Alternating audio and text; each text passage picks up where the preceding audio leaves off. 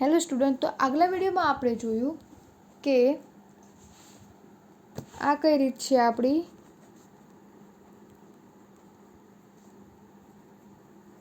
ધારેલ મધ્યકની રીત તો આમાં પહેલાં મેન વસ્તુ શું છે મેં તમને આગળ જણાવ્યું કે પહેલાં તમારે સૂત્ર લખી દેવાનું. જો તમે સૂત્ર યાદ હશે તો ઓટોમેટિકલી તમારું ટેબલ બની જશે, રાઈટ. તો આ કઈ રીતે શોધવાનું તો એ મેં તમને આગલા વિડીયોમાં સમજાવી દીધું છે. અને આ પણ આપણે એના પરથી શોધ્યું હતું કે અધસીમા વત્તા ઉધ્વસીમા ભાગ્યા 2 તો તમને શું મળશે? 61.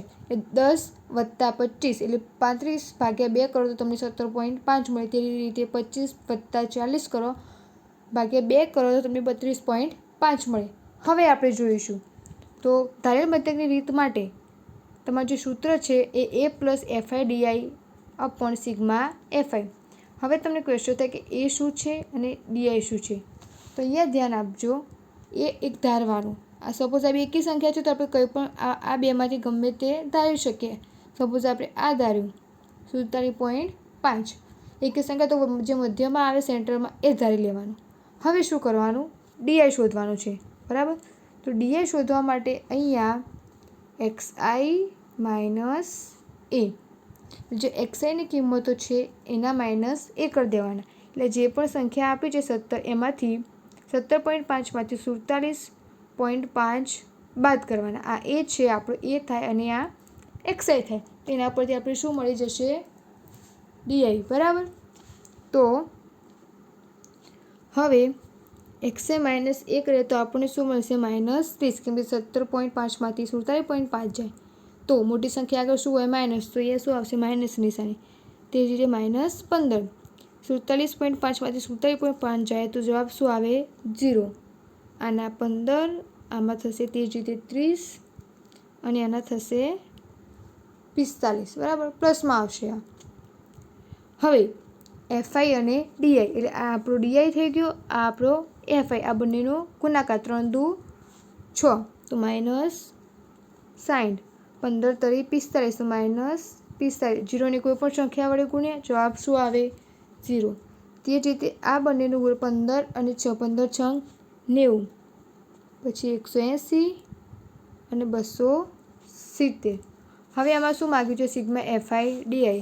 તો જે સિગ્મા fi/di છે એનો સરવાળો કરીએ તો આપણને કેટલા મળશે?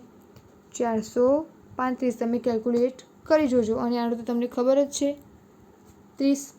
હવે અહીંયા સૂત્ર છે આપણું એમાં મૂકીએ તો x બાર બરાબર અહીંયા સૂત્ર શું હતું? એ.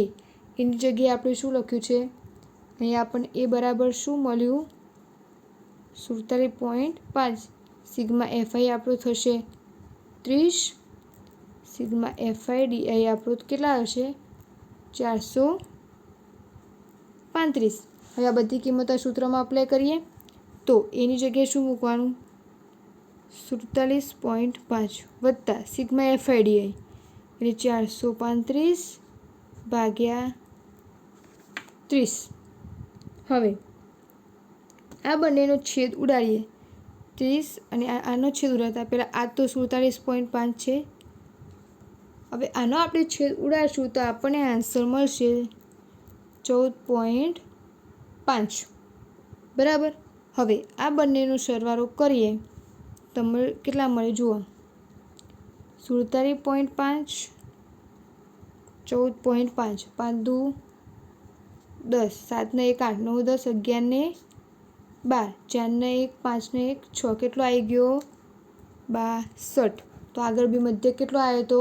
62. આનો બી કેટલો આવ્યો? 62. તો આપણું શું કહેવાય?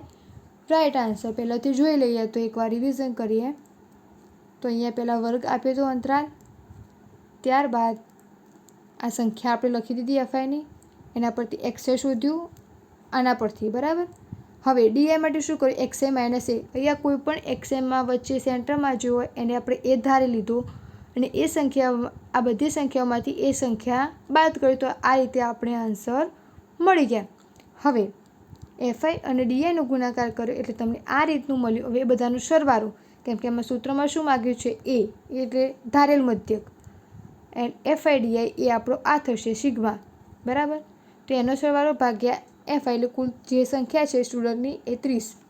તો આ રીતે તમે આન્સર લાવી શકો છો. આ શું હતી? ધારેલ મધ્યકની રીત. હવે આ જ ઉદાહરણમાં આપણે જોઈશું પદ વિચલનની રીત.